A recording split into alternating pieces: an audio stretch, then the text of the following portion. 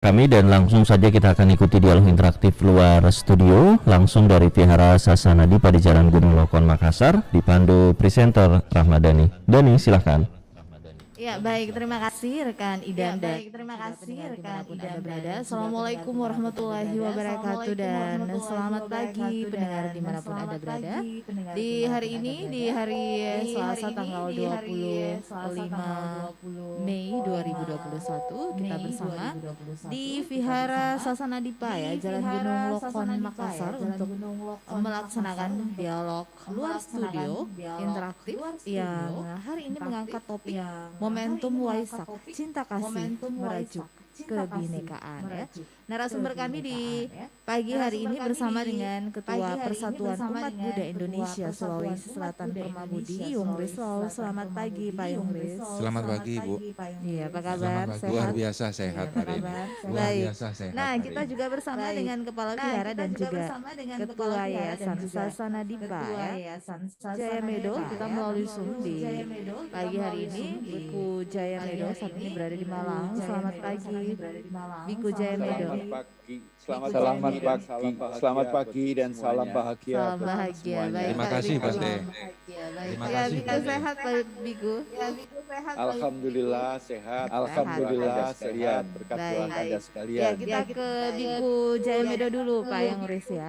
Nah Pak Biku Jaya Medo ini kalau kita melihat suasana saat ini tengah pandemi kali kedua dirayakan Waisak di Indonesia dengan suasana pandemi COVID-19. Nah kalau di Malang sendiri ini bagaimana suasana di sana Pak? Hari ini suasana masih mendung dan hujan masih gerimis. Itu juga suatu berkah. Ya. Suasana Kota Malang, saya memang di Kota Batu, yaitu pinggir Kota Malang. Jadi tempat rekreasi yang sekarang termasuk yang paling maju di Indonesia. Ya, suasananya masih tenang, tentram. Ya, dan kami penghuni wihara 100 orang pun alhamdulillah semua selamat, sehat, tidak ada satupun yang terpapar. Ini adalah berkah dan semoga kalian juga demikian adanya. Baik, ya. Biku, nah ini kita berbicara mengenai Hari Raya Waisak dengan tema tahun ini yang cukup menarik, cinta kasih merajut kebinekaan ya. Tema secara umum untuk topik kita, sementara untuk tema Waisak tahun ini cinta kasih membangun keluhuran bangsa ya.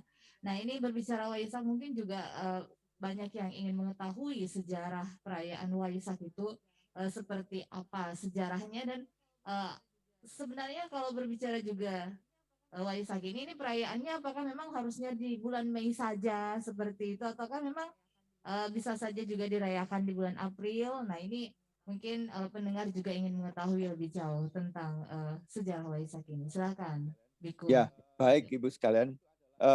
Waisak itu adalah nama bulan.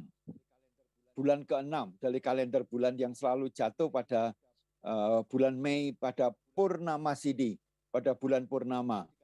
Dan perayaan Waisak itu dikatakan Tri Suci Waisak karena memperingati 3 peristiwa suci di dalam kehidupan guru junjungan kita, Sang Buddha Gautama. Yang pertama adalah Purnama pada bulan Waisak, Pangeran Siddhartha dilahirkan di Lumbini, yaitu sekarang masuk di perbatasan antara Nepal dan India, tapi sekarang termasuk negara Nepal.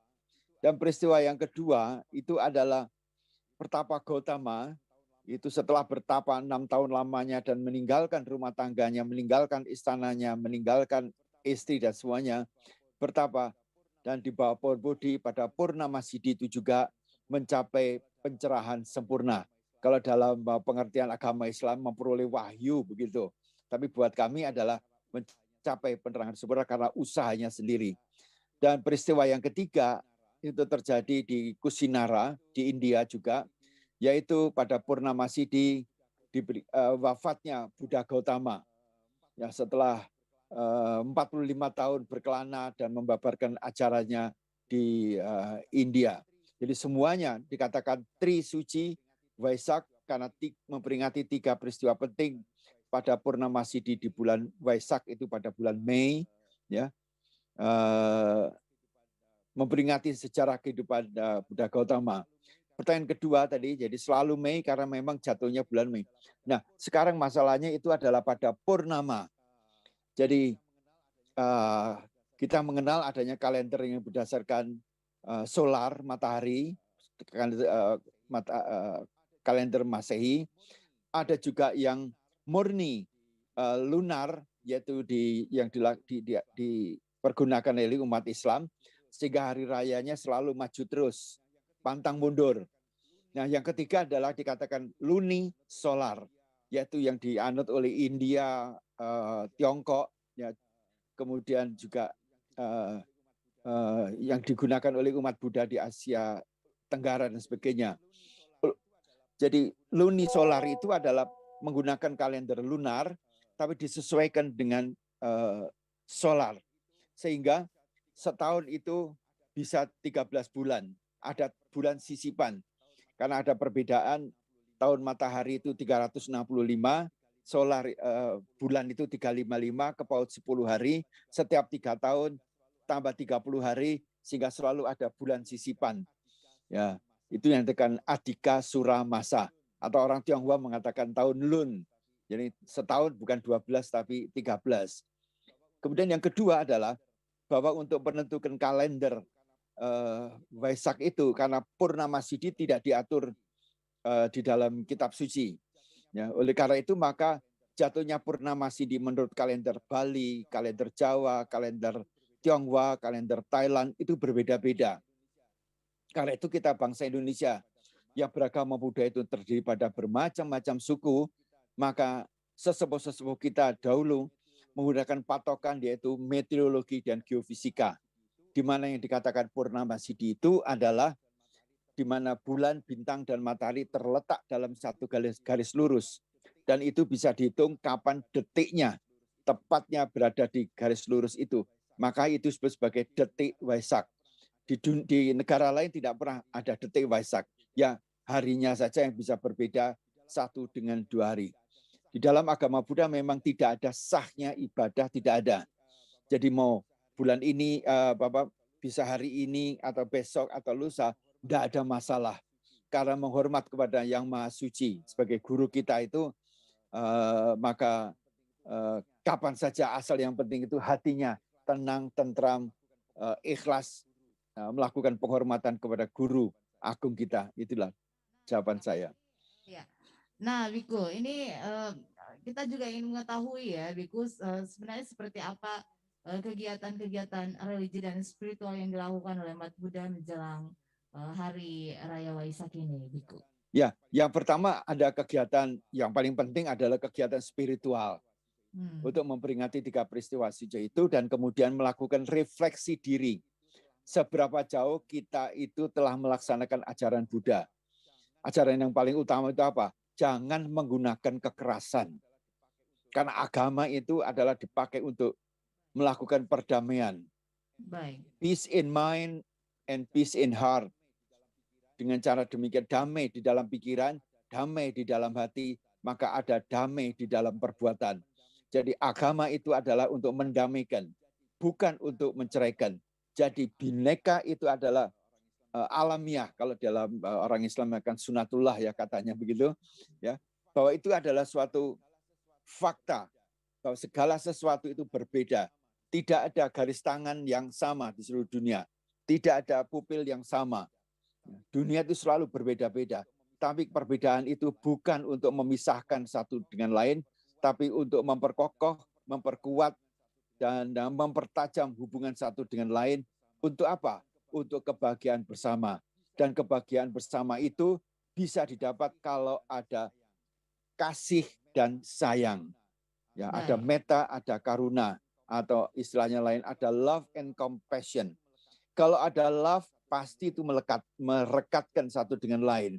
Kalau tidak ada love, tidak ada cinta, atau cintanya lagi pudar, maka terjadi percekcokan, perselisihan, dan pertengkaran. Dan akhirnya apa? Saling menghancurkan. Nilai agama itu adalah untuk merekatkan hubungan silaturahmi satu dengan lain yang berbeda satu dengan lain itu. Baik. Nah, Biku, jadi inilah sebenarnya relevansi apa yang disampaikan oleh Biku dengan tema kita tahun ini ya, tema Waisak tahun ini cinta kasih membangun keluhuran bangsa ya, Biku. Ya, nomor 2 memang kegiatannya di samping sifat spiritualitas, yang kedua adalah sifat sosial. Jadi hubungan vertikal dan horizontal itu mesti dipelihara. Mengejawantahkan ajaran Buddha itu atau ajaran agama kepada lingkungan sosial, khususnya pada pandemi ini adalah untuk menyantuni siapa saja yang sedang menderita akibat pandemi. Dan semua orang seluruh, dari yang miskin sampai yang terkaya pun menderita. Mari kita bergandengan tangan, meringankan satu dengan lainnya, dan utama adalah mengendalikan indria-indria kita hidup secara sederhana, ya, mengokohkan kasih sayang di dalam rumah, di dalam tempat pekerjaan, dengan lingkungan sosial, dan selalu bersikap optimis. Itu sangat penting sekali di dalam suasana pandemi ini. Baik, Biku Jayamedo ya, Kepala Vihara dan Ketua Yayasan Sasana Dipa tadi sudah menjelaskan mengenai Hari Raya Waisak. Kita bersama dengan Pak Yongris, Ketua Persatuan Umat Buddha Indonesia Sulawesi Selatan Permabudi ya, Bapak Yongris Lau. Nah, Pak Yongris ini tadi sejarah Waisak sudah disampaikan oleh Biku dan juga tentunya mengenai momentum Waisak ini berbicara mengenai tadi bagaimana mempererat silaturahmi ya, dan juga tadi sempat disinggung oleh Biku mengenai kondisi saat ini di Indonesia seperti itu. Nah, ini seperti apa relevansi antara tema cinta kasih keluhuran bangsa dan kondisi kekinian yang terjadi di Indonesia saat ini? Ya, makasih Bu. Tadi udah dijelaskan oleh Bante bahwa Waisak itu punya 2 aspek. Satu aspek spiritual, yang kedua aspek sosial. Aspek spiritual itu udah pasti adalah aspek di mana kita melakukan kegiatan masuk ke dalam perjalanan kehidupan hati pribadi kita. Nah, tetapi umat Buddha di seluruh dunia itu sangat dikenal sebagai orang atau komunitas yang sangat peduli kepada kehidupan sosial. Nah, oleh sebab itu, hampir semua kegiatan-kegiatan umat Buddha itu tidak pernah lepas dari kegiatan-kegiatan sosial kemanusiaan, apakah kepedulian kepada orang atau kepedulian kepada alam ini. Nah, cinta kasih itu merupakan salah satu nilai yang paling penting untuk menggerakkan semua kegiatan-kegiatan sosial kemanusiaan. Cinta kasih kepada sesama manusia. Kita nggak mungkin bisa hadir di dunia ini kalau nggak ada campur tangan dari orang lain. Kita semua saling tergantung kehidupan kita dengan orang lain. Oleh sebab itu, kalau kita ingin menjaga diri kehidupan kita, kita wajib menjaga kehidupan orang lain juga, karena saling ketergantungan. Begitu juga dengan alam. Kita ini setiap hari secara tidak sadar karena kebiasaan kita, rutinitas kita makan dari tumbuh-tumbuhan, dari tanaman yang ada di tanah, menghirup udara, mengkonsumsi air. Itu semua dari alam. Kita mungkin berbakti kepada orang tua kita karena kita ini berasal dari orang tua kita. Tetapi ingat bahwa kehidupan kita ini bisa berlangsung karena alam itu kita konsumsi. Alam itulah yang memberikan kita kehidupan. Sehingga kita juga harus cinta kepada alam. Apapun agama, etnis orang itu, tetapi mereka itu adalah kehidupan dan kita ini saling bergantung. Coba lihat, umat Buddha ini semua makan beras, makan nasi. Dari beras yang kita tidak tahu mereka itu dari agama apa yang menanam, yang menuai. Gitu.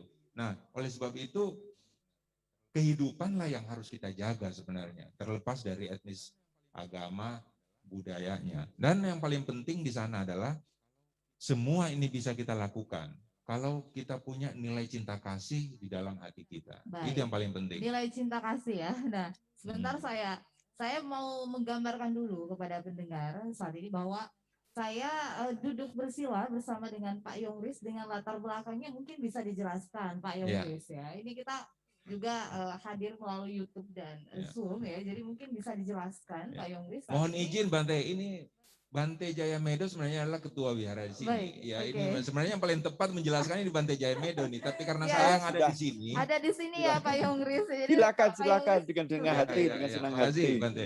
Ya, Ya, ya bisa dijelaskan Pak Yongris. altar Buddha itu standarnya seperti ini. Hmm. Altar Buddha dimanapun altar Buddha standarnya seperti ini. Di sini yang paling utama adalah ada Buddha Rupang atau orang sebut dengan patung Buddha. Baik. Patung Buddha ini sebenarnya adalah simbol atau objek yang dipakai untuk umat Buddha itu untuk bisa mengingat keluhuran budi dari Buddha gitu. Jadi di beberapa tempat yang lain ada yang bukan patung Buddha, mungkin ada yang simbol yang lain yang menggambarkan keluhuran Buddha. Misalnya ada yang pasang roda Dharma atau ada yang pohon Bodhi gitu. Jadi semua itu adalah simbol saja untuk mengingatkan kita kepada Guru Agung junjungan kita Buddha Gautama.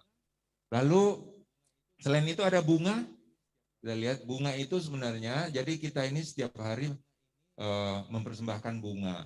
Bunga ini simbol dari ketidakkekalan, bahwa ini setiap hari akan layu diganti. Jadi selalu mengingatkan kita bahwa hidup ini seperti inilah bunga ini. Nanti tumbuh, mekar, lalu akan layu. Jadi kita harus memahami bahwa hidup kita ini sangat terbatas, tapi di dalam keterbatasan hidup kita harus bisa memberikan manfaat ke orang lain. Seperti bunga ini yang memberikan manfaat, keindahan kepada orang lain. Gitu. Lalu di sini ada pelita, yang ini pelita. Pelita lilin ini menggambarkan penerangan. Jadi kita ini baru bisa membedakan mana hal yang benar, mana hal yang salah. Kalau di dalam pikiran kita, dalam hati kita itu ada penerangan untuk melihat apa-apa yang masuk ke dalam pikiran kita, kita menilai melalui penerangan. Penerangan itulah simbol dari Dharma. Dharma inilah yang menjadi patokan pada kita untuk membedakan mana yang benar, mana yang salah. Tapi Dharma ini baru bisa bekerja dalam hati kita kalau kita bisa hidup dengan penuh kesadaran. Gitu. Lalu di sini ada dupa. Dupa itu simbol keharuman. Jadi ya selain sebagai pengharum ruangan ini, dupa juga ini mengajarkan kepada kita bahwa ingat, kebaikan-kebaikan itu, apa yang kamu lakukan itu bisa menyebar kemana-mana. Tapi kejahatan atau kata-kata yang tidak baik juga bisa menggema kemana-mana.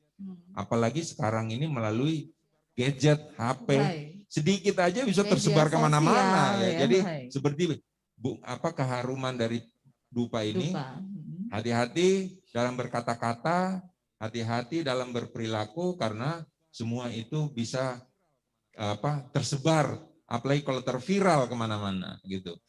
Nah lalu di sini ada miniatur candi.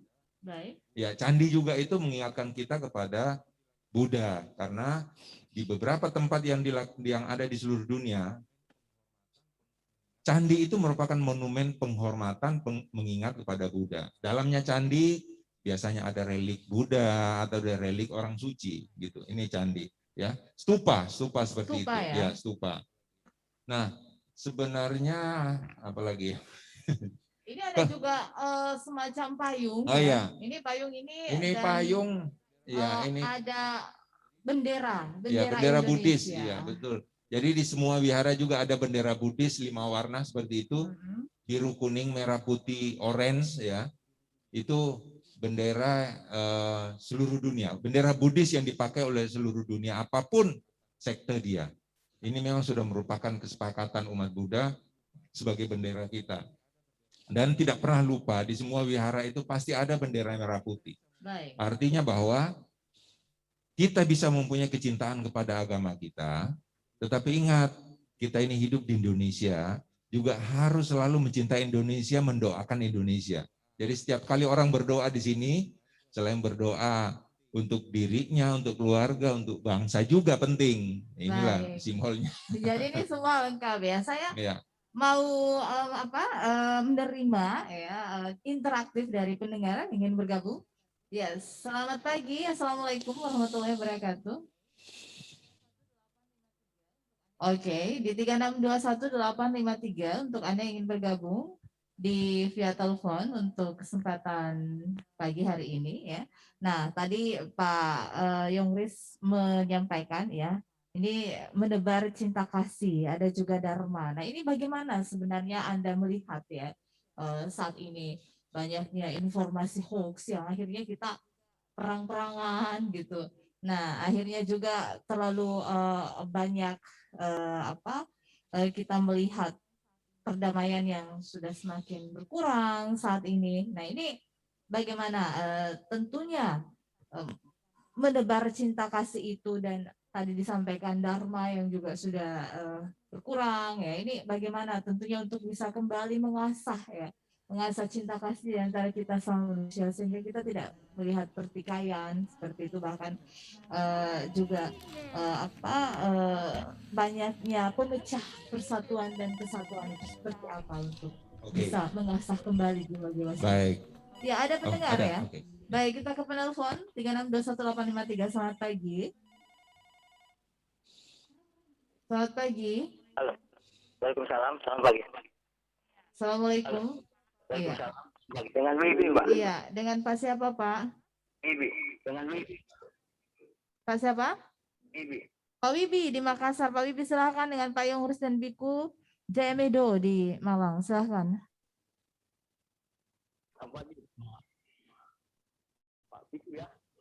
Selamat pagi, selamat bahagia, selamat sehat.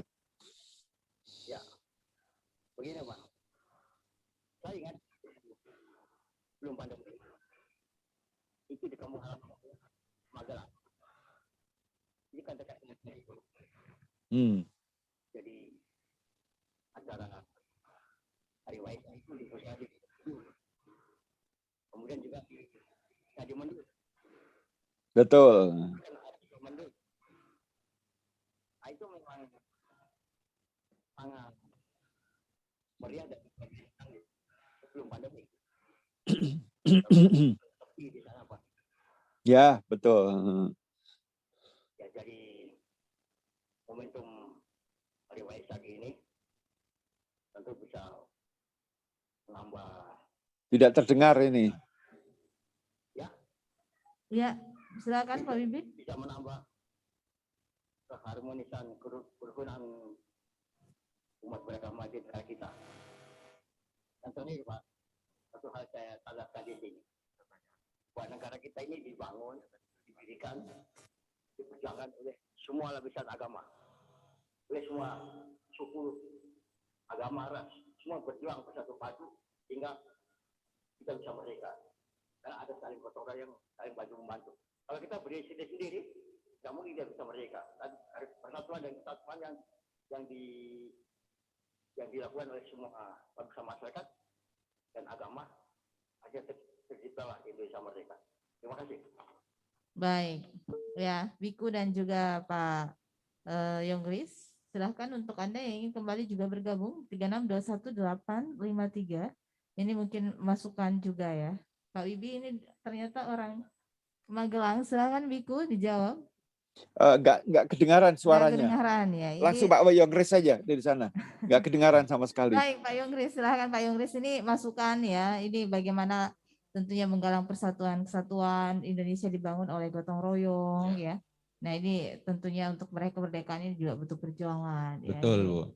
Jadi kita ini hidup sebenarnya bukan hanya untuk Tuhan ya, tapi kita ini juga hidup untuk diri kita. Kita ingin hidup bahagia kan.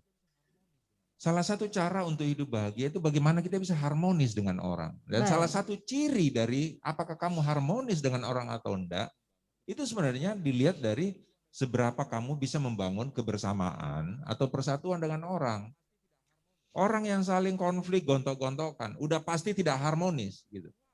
Nah, keharmonisan yang paling penting sebenarnya, semua agama itu mengajarkan keharmonisan. Sangat betul tadi Bapak bilang bahwa semua momen, khususnya momen-momen keagamaan itu perlu untuk kita membangun kembali, mempererat kembali kebersamaan kita, persatuan kita.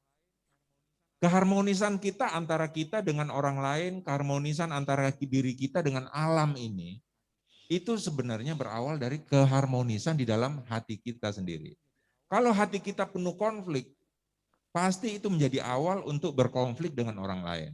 Nah, caranya gimana untuk tidak berkonflik? Hiduplah di dalam nilai-nilai keluhuran cinta kasih.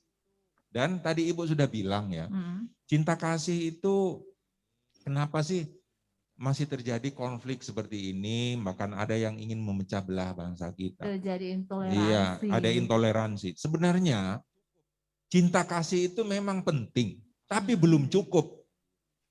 Perlu ada pengendalian diri. Ada orang sangat mencintai seseorang, tapi dia nggak bisa mengendalikan dirinya.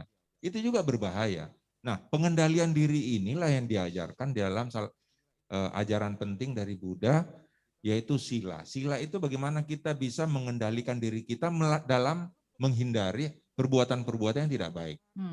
Lalu pengendalian diri juga belum cukup. Harus ada kekuatan diri. Kita baru bisa mengendalikan diri kita kalau kita kuat. Kekuatan diri itu bisa dicapai melalui meditasi. Latihan batin untuk itu. Lalu yang paling penting lagi adalah memperbaiki pengetahuan kita, atau kebijaksanaan kita, atau cara berpikir kita. Ini kalau kita sudah bisa memperbaiki cara berpikir, itu sebenarnya sudah melakukan pembersihan diri. Jadi cinta kasih itu harus disertai dengan pengendalian diri, penguatan diri, dan pembersihan diri melalui pemahaman yang benar. Baik. Banyak hal-hal yang terjadi sebenarnya di dunia ini, termasuk konflik itu, karena tidak adanya pemahaman yang benar. Sehingga orang-orang ini begitu menerima WA misalnya langsung di-blast, meskipun itu ternyata hoax atau yang bisa memecah belah bangsa kita. Baik. Ini kekurangan apa? Kekurangan pemahaman sebenarnya. Baik. Gitu. Iya, Terima kita kasih. ke penelpon dulu ya, dan juga ke Biku Jayamodo di Malang. Assalamualaikum warahmatullahi wabarakatuh. Selamat pagi. Selamat pagi. 3621 853. Selamat pagi. Halo. Dengan Pak Andi di Makassar. Iya, dengan siapa Pak? Dengan Pak Andi di Makassar, silahkan. Pak Andi dengan Biku Jayamedo dan juga Payung Riz, silahkan. ya, Ya, pagi. Selamat pagi, semoga bahagia semuanya. Amin.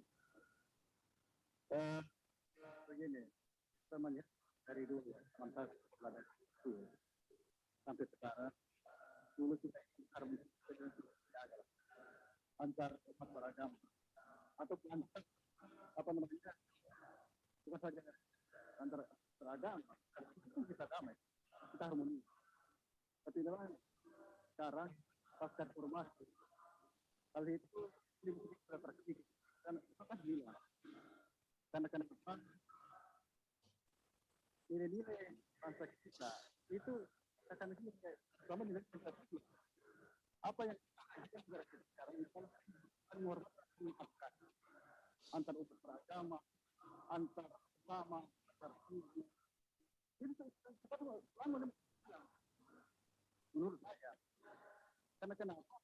Ajaran-ajaran untuk memberikan pengetahuan diri kita seperti itu dibilang dan olah fatwa ini saya tahu merupakan terkait ini ya mungkin kita ini akan kacau lah seperti itu, tapi mudah-mudahan tidak. Jadi saya kira kunci daripada keharmonisan itu adalah mari kita saling menghargai, saling menghormati apapun mereka, dari agama apapun mereka, dari suku apapun mereka, mari kita saling menghargai dan saling menghormati. Itu adalah salah satu kunci untuk menjaga kebenekaan ini. Itu kan terdiri beberapa suku, agama, bahasa. Nah, apa yang terjadi sekarang? Menurut saya, ini justru ini letaknya dari pemerintah. Justru pemerintah tidak bisa menjaga keharmonisan itu. Kenapa? Karena apa yang terjadi sekarang yang diberitahu atau apa, itu kebanyakan dari para pendukung pemerintah dan celakanya pemerintah tinggal diam. Itu. Jadi saya kira mudah-mudahan ini para pemuka agama itu untuk menyampaikan kepada para umat bahwa jangan kita mudah terpancing oleh berita yang apa namanya yang sumbernya itu tidak jelas lah. Itu. Dan yang lebih penting lagi kan kita harus menghormati dan menghargai antar umat beragama atau antar masyarakat atau sama rakyat. Itu yang lebih penting. Karena kalau saya lihat sekarang memang beda jauh dengan dulu. Dulu kita ini harmonis. Antar kita umat beragama, suku dan apapun kita harmonis. kita harus menghargai karena memang pemerintah turut turut menjaga hal itu. Di sana saja kita harus suruh kata saja kita harus diatur. Dan karena kenapa? Baik. Jangan sampai apa yang kita bilang itu kan kita bahasa kita beda, suku kita beda. Misalnya kita orang musik misalnya, mungkin ada kata-kata bahasa saya mungkin tidak sesuai dengan suku lain. Artinya kita tidak bisa bukan dibatasi, tetapi kita berkata aslinya sesuai dengan supaya orang lain tidak boleh tersinggung seperti itu. Baik. Saya kira itu kuncinya kita harus menghargai dan untuk menjaga kebenekaan ini. Saya kira seperti itu. Baik, terima kasih Pak Andi di Makassar ya. Buat Anda yang ingin bergabung mendengar ya di 0821 3333 9440 ya, juga bisa di nomor telepon tersebut ya. Kita ke Biku Jaya Medo, ini Pak Andi di Makassar. Yang hilang saat ini adalah saling menghargai antar sesama ya. Ini dari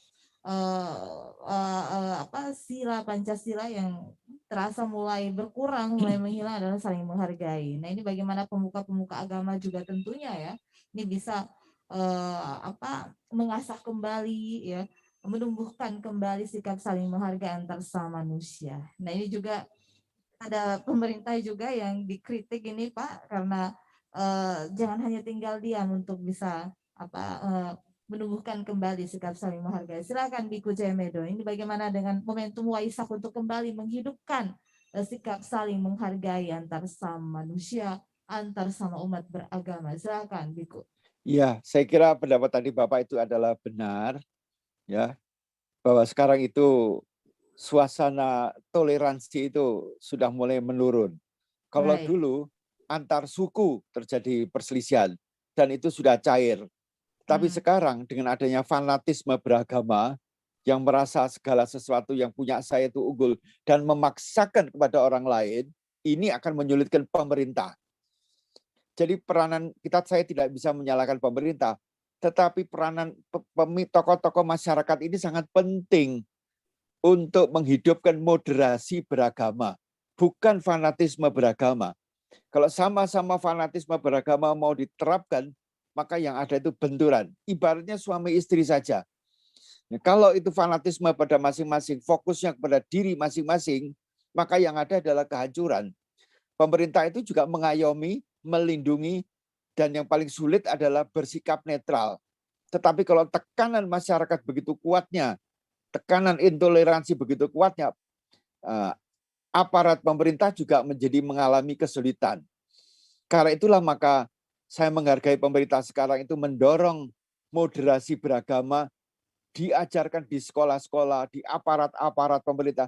Semua pihak harus bergandengan tangan untuk menerapkan moderasi beragama. Seperti Anda sekarang ini duduk di depan altar Buddha, itu adalah bagian toleransi. Moderasi beragama, benar. Tetapi ada juga orang yang intoleran mengatakan Anda itu salah, Anda akan masuk neraka, nah ini kutu-kutu semacam inilah yang mesti kita lunakkan.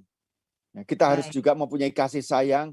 Mereka mungkin mempunyai pandangan-pandangan yang terlalu sempit, ya, sehingga membuat garis merah di dalam hubungan silaturahmi dengan orang lain. Ya, patung adalah patung, tapi bisa saja menganggap itu berhala. Kami tidak menganggap itu berhala. Namanya patung tidak bisa memberikan rezeki pada kita. Tapi dengan melihat patung itu bisa memberikan inspirasi kepada kita semua. Ibaratnya kita juga sering memasang foto orang tua kita almarhum di rumah. Itu juga memberikan inspirasi. Tapi ada kelompok fanatik juga mengatakan, tidak boleh itu ada gambar di dinding. Seperti yang terjadi di negara-negara yang fanatik beragama itu. Nah, ini antara pelaksanaan agama dan pengetahuan ini harus sejalan. Tidak boleh timpang. Kalau timpang antara pengetahuan dan agama akan terjadi kontradiksi dan akan mengganggu kerukunan hidup beragama. Peranan pemerintah harus kita dukung, yaitu apa? Moderasi beragama yang dimulainya dari guru-guru sekolah, aparat pemerintah, tokoh-tokoh masyarakat. Gerakan moderasi beragama sangat penting untuk menjaga kerukunan, kestabilan, dan kesejahteraan bangsa. Karena semua ingin memiliki cinta kasih dan ingin memiliki kebahagiaan bersama di dalam kebinekaan. Ya. Baik, ya kita break dulu ya. Nanti untuk penelpon setelah lagu ya kita break dulu untuk mendengarkan beberapa persembahan lagu dari studio. Selepas ini kita bakal untuk Anda di dialog interaktif luar studio dengan topik untuk hari ini ya, momentum Waisak Cinta Kasih Merajut Kebinekaan.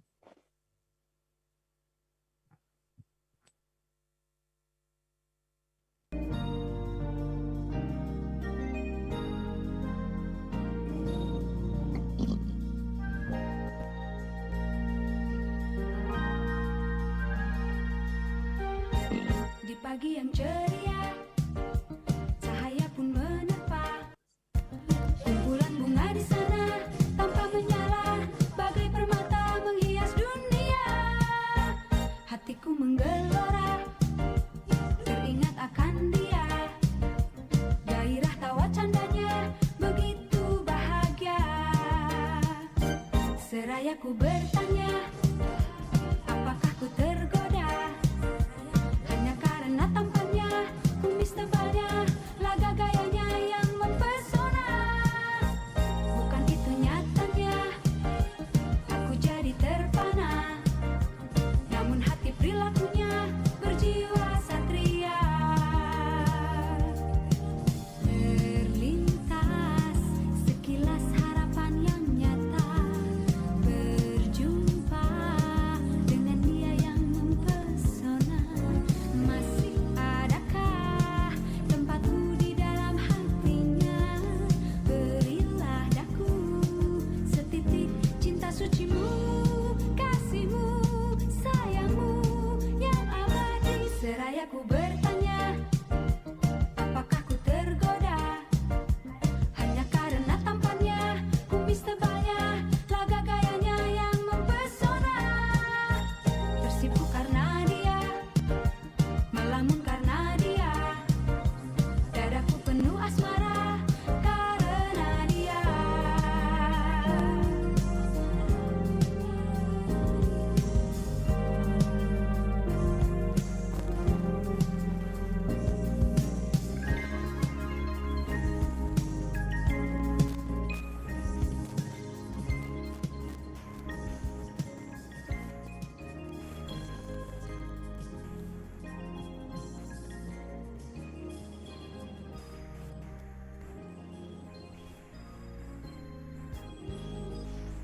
Terlintas sekilas harapan yang nyata, berjumpa dengan dia yang mempesona.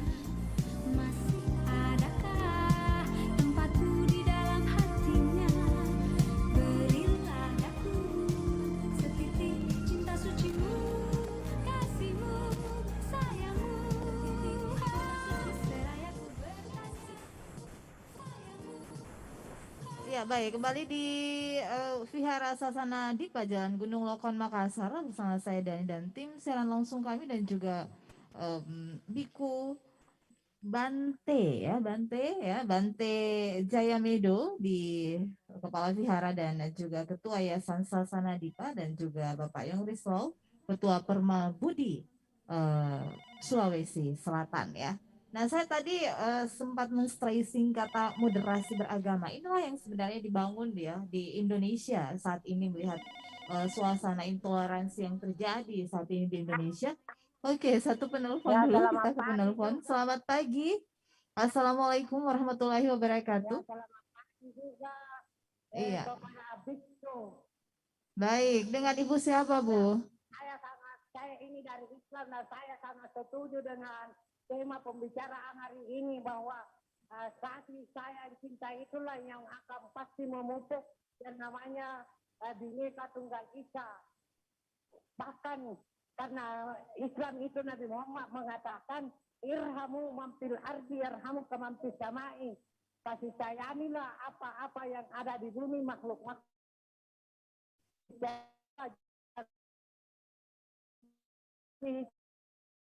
yang ada di langit.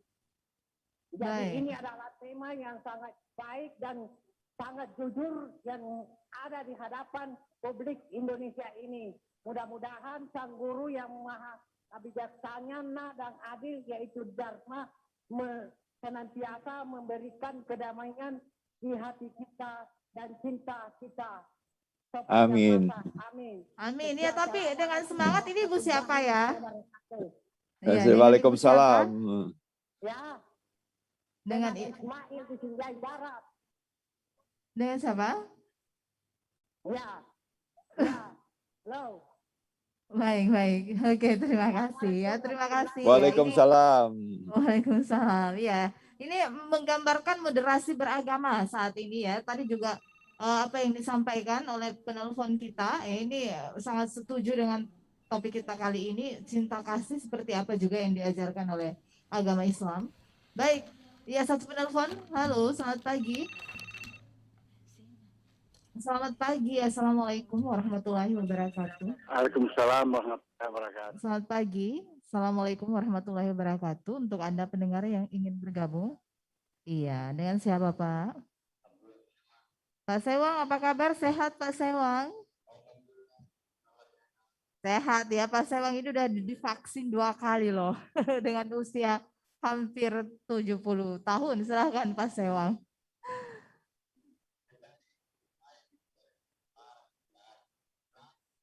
Oh, laki-laki ya. Ya, silakan.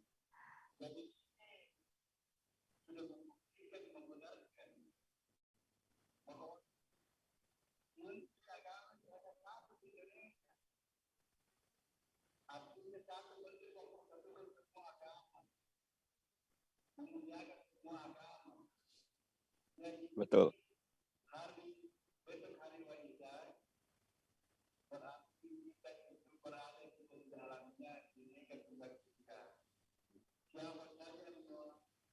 Melaksanakan hari rayanya, agama itu kita semua mendukung.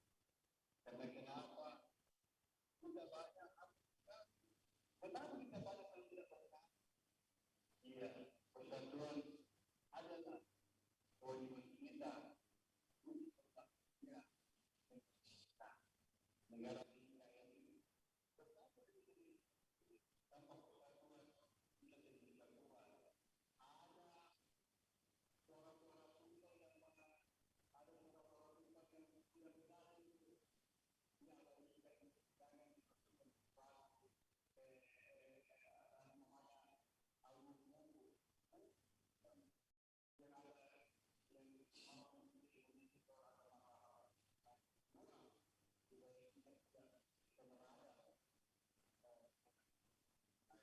Baik. Baik, Pak Sewang.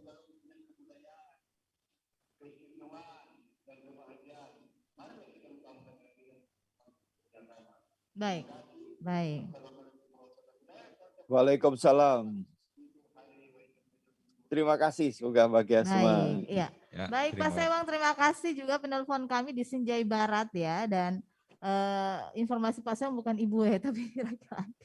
Baik, ya ke Pak ke Biku Jayamedo ya, Bante Jayamedo, silakan. Ini dukungan-dukungan dari pendengar kita. Ya, di terima Hari Raya kasih. Waisak. Saya sangat mencintai Songket Makassar. Baik. Songket Bugis. Tidak ada songket yang cuma satu warna saja. Berwarna-warni termasuk emasnya juga. Itulah membuat keindahan. Kalau Baik. semua serba sama, warnanya sama, semuanya sama, nggak ada keindahannya. Tapi warna-warni itulah yang membuat keindahan, yang membuat mahalnya, indahnya Songket Makassar. Bahkan topi Makassar pun sebelum saya jadi biku selalu pakai topi Makassar yang topi Bugis ya, maaf, yang warnanya ada emasnya itu. Nah, itulah yang membuat itu bineka itu di situ. Meskipun ada warna hitam di songkoknya, tapi warna emas itulah yang mencoreng, membuat apa? Keindahan, kebangsawanan, keunggulan. Bangsawan bukan karena keturunannya, tapi karena perilakunya yang tata, tertib, indah, dan bermanfaat untuk orang banyak. Inilah yang kita harus belajar dari ragam budaya yang ada di Songket Bugis dan Makassar itu. Ya, Songko. Songko ya. Iya, Biku. Nah, ke Pak Yongris dulu ya. Tadi moderasi beragama ini yang menjadi stressing kita juga di pagi hari ini. Moderasi beragama sekarang yang memang sedang kita menjadi isu yang menarik, dan Kementerian Agama juga ini sedang memberikan pengarahan untuk bagaimana umat beragama Ya. ini membangun moderasi beragama seperti itu. Betul. Nah, Pak Yongris, bagaimana Anda melihat, Anda sebagai Ketua Permabudi ini melihat moderasi beragama di Kota Makassar yang terjalin saat ini? Ya. Konsep moderasi beragama itu baru muncul kira-kira 3 atau 4 tahun yang lalu. Dan ini muncul pasti karena ada sebab.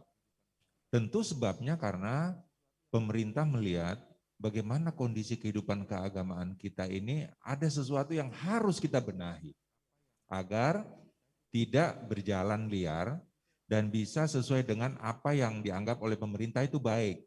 Yang dianggap pemerintah baik itu muncullah satu istilah disebut moderasi beragama. Moderasi beragama ini bukan agamanya moderat. Baik. Agama ini sudah nilai-nilainya bagus. Cuma cara untuk mempergunakan agama, cara orang-orang beragama itulah yang diarahkan agar bisa lebih moderat. Nah, istilah moderasi beragama ini sebenarnya kalau kita lihat dari acuan dari pemerintah, itu sebenarnya 2. Satu adalah hidup yang berkeseimbangan. Hidupnya lebih seimbang dengan hidup yang berkeadilan. Memang istilah 2 ini istilah yang sangat subjektif. Kita nggak tahu kapan sesuatu yaitu seimbang, kapan sesuatu itu adil gitu. 1 sampai 10 memang 5 itulah moderat, angka tengah gitu. Tapi pada saat terjadi perkembangan menjadi 20, maka angka 10 itu justru menjadi angka yang di tengah. Sebenarnya dalam konsep agama Buddha itu sudah dijelaskan tentang majjhima patipada atau jalan tengah.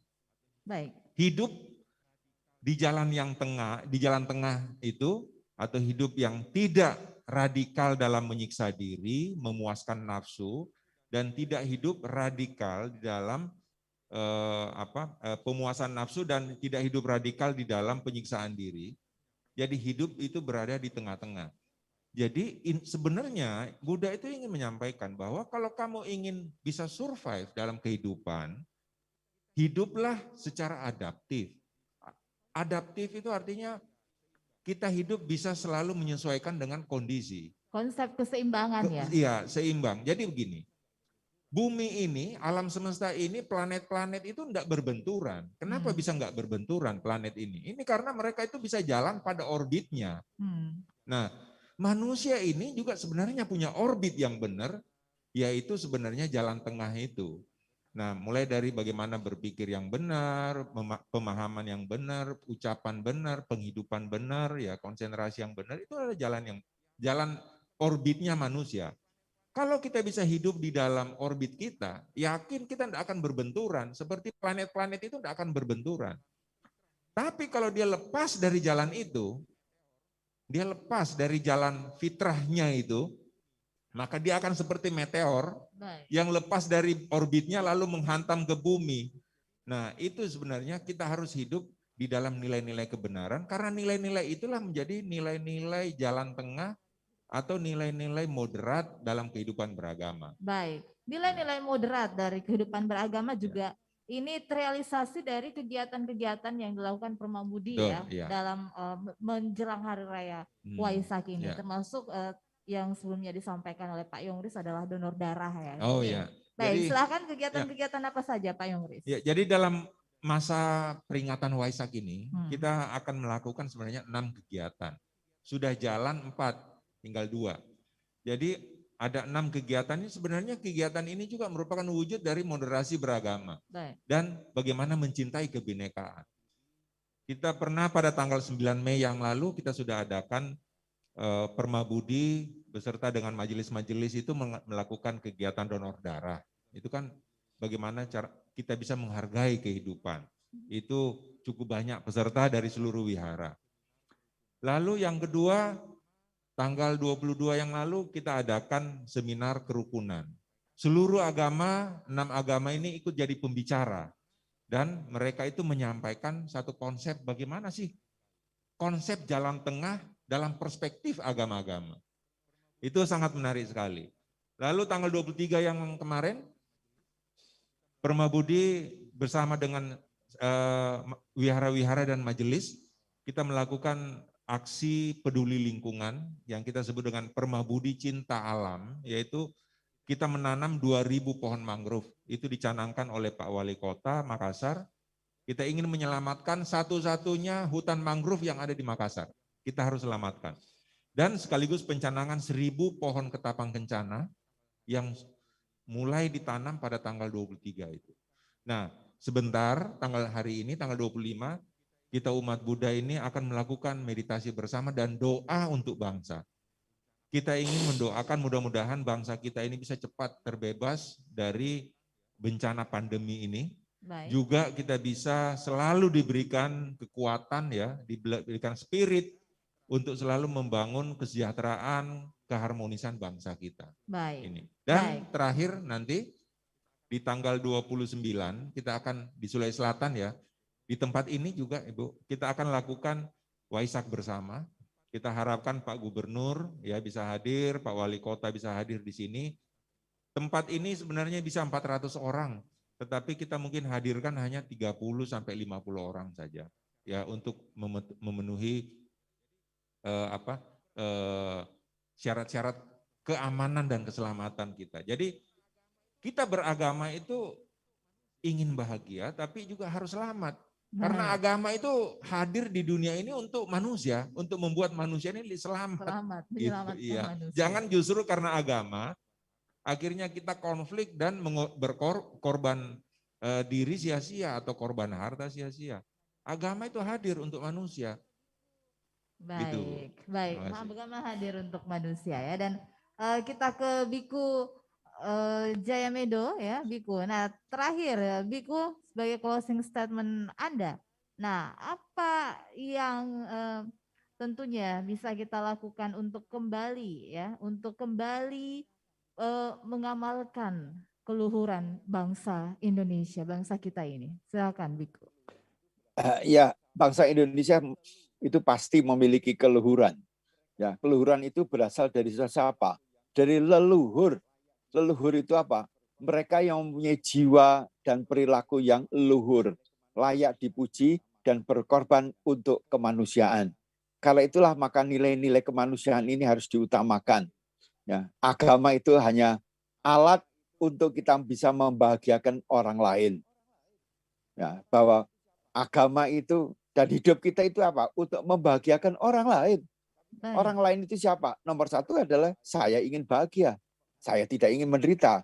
Tapi karena saya ingin bahagia, jangan sampai saya menghancurkan, membuat orang lain tidak bahagia. Yang kedua, membahagiakan keluarga, membahagiakan tetangga. Jadi agama itu harus dibawa nilai-nilainya ke dalam lingkungan masyarakat yang berbeda. Agama itu semua mempunyai cinta kasih dan kasih sayang. Pribadi manusia pun sejat-jatnya manusia pasti mempunyai cinta kasih dan. Nah, inilah yang harus dirajut pada waktu kita memasuki kelompok yang berbeda-beda itu, sehingga apa? Membuat apa? Hidup ini indah. Baik. Hidup ini bernilai, bermanfaat untuk apa? Kebahagiaan orang banyak. Nah, Baik. orang Baik. ini dikatakan bukan hanya manusia, tapi seperti katanya Pak Yoris, others, yang lain, bahasa Jawanya lian. Jadi saya harus bisa membahagiakan lingkungan, ya manusianya, ya binatangnya, ya alamnya. Jangan menghancurkan alam, karena alam pun akan berdampak menghancurkan kehidupan kita. Kalau harmonis, saling mengisi, saling membangun, saling memperkokoh, maka semua akan selalu tersenyum. Baik, iya tersenyum. Mari kita tersenyum ya untuk Ya, tentunya menciptakan kedamaian, menciptakan keharmonisan di bumi Indonesia ini untuk merayakan momentum Hari Waisak yang jatuh pada tanggal 26 Mei 2021. Pak Yongri, saya mengutip Dhammapada 223 ya, seseorang patut menaklukkan kemarahan dengan ketidakmarahan, menaklukkan keabadian dengan ketidakabadian, menaklukkan kekiran dengan derma, dan menaklukkan dusta dengan kebenaran ya. Jadi mudah-mudahan ini juga diaplikasikan dalam kehidupan kita sehari-hari sehingga tercipta keharmonisan, moderasi beragama di antara kita, dan akhirnya ya cinta kasih dalam merajut kebinekaan juga ini akan tumbuh dan ya kedamaian akan terus terjaga di bumi kita Indonesia yang tentunya beraneka ragam suku, budaya, agama, dan bangsa. Terima kasih Pak Yongris atas waktunya Terima kasih. bersama dengan kami di pagi hari ini Ya. dan juga Biku Jaya Medo yang saat ini berada di Malang atas waktunya. Terima kasih Biku. Terima kasih. Selamat Iya. semua sehat untuk bangsa dan negara kita. Baik, amin. Optimislah. Optimis Kejayaan ya. bangsa ada di tangan kita sekalian. Baik. Ya, baik saya mengucapkan terima kasih untuk pendengar yang sudah bergabung, Pak Wibi, Pak Ismail, dan juga Pak Abdullah Sewang. Terima kasih sudah berpartisipasi bersama di pagi hari ini. Tim teknik kami ada Desti, Oki Nurdianto, Amir Pela, dan Abbas. Mengucapkan terima kasih bersama pengarah acara, Haja Dewi Indra, saya Dani, dan juga teman-teman yang berada di studio pemancar hiburan dan Bonto Sungguh sebagai penanggung jawab Kepala LPP RRI Makassar, produser Bapak Kabit Pemberitaan Andi Asman, ucapkan terima kasih. 94,4 FM. Waalaikumsalam warahmatullahi wabarakatuh. RRI Makassar. Pendengar, terima kasih untuk Anda yang telah mengikuti dialog interaktif luar studio. Kami siarkan dari Vihara Sasana Dipa di Jalan Gunung Lokon, Makassar.